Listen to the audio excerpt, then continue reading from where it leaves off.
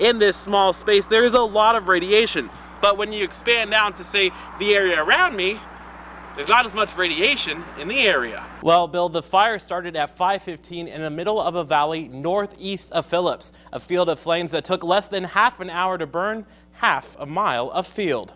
I'm standing here about 20 miles east of Hastings here on Highway 6, and as you can look behind me, there is tons and tons of blowing snow, and this is just the start of it. For some families, it has been a matter of feet and inches, which could spell disaster and cost a pretty penny. And families I spoke with at the Conestoga Mall in Grand Island say their kids would be devastated if they didn't get a chance to speak with Old St. Nick. Not only do you get to make your kids feel safe, but you can make them look cool too, and nothing says cool like the number 3, Matt Davidson. Our Creator, family are we. Let there be peace, or in this case, unity. That's the theme of today's rally at the state capitol.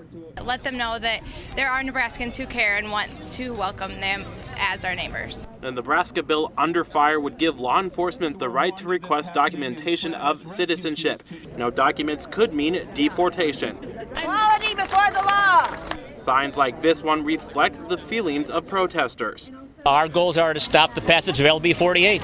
UNL student Alex says that he thinks the bill is changing the way immigrants are being treated, and says for someone who roots for the same team as him, it's sad. Friends who came here seeking the good life, who learned to follow football, becoming Husker fans, and even with the broken English shout, "Go Big Red." Speakers at Thursday's rally share the same goal, that immigration issues should be left up to the federal government, and that this bill would cost Nebraska too much. It seems to me that minorities are no longer welcome by some in Nebraska. We are all related, irrespective of what those here may say. Our children have grown to understand one another and to see that we are not so different from each other. Policies that would cause harm and humiliation to many Nebraskans harm us all. Amen. Amen. Signs and protesters at Thursday's rally can agree Nebraska has an immigration problem and solutions are needed. But to these protesters, LB 48 isn't the final answer. With coverage you can count on, Curt Casper, News 5. Wherever you got a hot spot, go ahead and hit that. The fire too big for just firefighters. Flames shooting from trees. A field instantly turned black. The biggest fire in more than a decade. Yeah, this is pretty bad. Phillips Fire Chief Jason Fry said more than 1,000 acres were destroyed, stretching for more than half a mile. 5 different fire departments and area farmers working together to keep this fire under control. So it's kind of being real tough right now because there's a lot of cedar trees, so they're having to cut down cedar trees to get to control the fire. For Carrie Barber and family, this fire was too close for comfort. She was at work in Grand Island. She could see the smoke on her way to the house from the highway. Her house, it was okay, though the flames were less than 20 feet away. That's as close as I'd like to come to a fire. The house, it still stands. That's thanks to a quick thinking by neighbors and firemen by building a simple firewall. God is good. We're safe, our house is safe, and we are just very, very thankful. I was able to speak to Carrie's husband, Brian. He was at home during the fire calling 911. He wouldn't go on camera to recall the afternoon because of heart problems. He says he's got out the hose and sprayed his house, which was the most logical thing for him to do. Katie, Bill, at least they are all... We're very particular about our pigs. 3,000 pigs to be exact. That's the number of pigs Lloyd Allure would lose if he had to move them right now. A cost in the triple digits. And it slowly became a reality. On Christmas Eve, the Platte River rose 2 feet in 8 hours, prompting the Lure family to take action. For 3 hours, they placed dikes to protect their buildings from the flooding.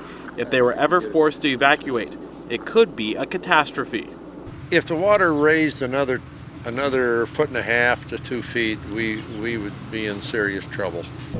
There was massive flooding across the river, which you can easily see from up in the air. Many fields covered in ice. For 2 other families, evacuation became a reality. Water was approaching their houses with the concern of them collapsing. No one likes to have to evacuate, but both we're able to gather some things together, work with neighbors, families, and friends. Rosalind says that the flooding never reached the houses, stopping just short. Now the river is down about 4 inches. I'm not worried now, but time and temperature and water are difficult to predict. Now that's good news for Lure. His pigs can stay home. An ice crisis averted. For now. I was able to get in contact with Shane Burr. He was one of the families that evacuated last night. He said it took about 4 hours to get everything out. It was a hassle. The family understands it's always better to be safe than sorry. They're hoping to move back into the house tonight, but only moving back clothing just in case the flooding comes again. Rosalind says that in the past 2 days or so, about 5 homes have been evacuated. Rachel, back to you. Went to the truck stop to get cigarettes. I came back, the house is on fire. I didn't know what to do. I panicked. I don't know. It's a shock. I don't know. All Samuel Hartsey could do when he saw the fire was try to save as much as he could. The main thing is pictures and stuff like that. You can't replace stuff like that. Minutes later, the house was filled with smoke. I don't know. I started panicking. I just felt like I was going to fall over. Sam's dad, Arnold, was home when the fire started. He got out in time, but was taken by ambulance to the hospital for smoke inhalation. 2 cats were also rescued from the fire. It's bad. I can't. It's hard to comprehend, really. The Hardesty family friends were on hand immediately, offering support and even a place to stay.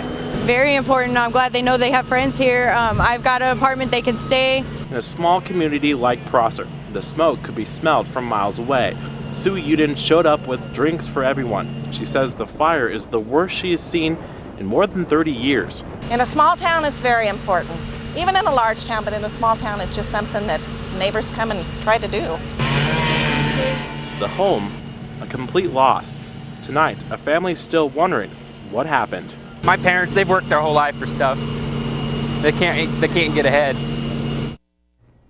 With the game on the line, the Broncos look to the senior, the leader, the heart of the team, number 5. You got to put it in your best decision maker's hands, your best opportunity to get a win. And I think, anytime we can get the ball in his hands, we've had pretty good success at this point. Number 5, Jeremiah Slough. Slough has been a starter for the Hastings College Broncos since his sophomore year.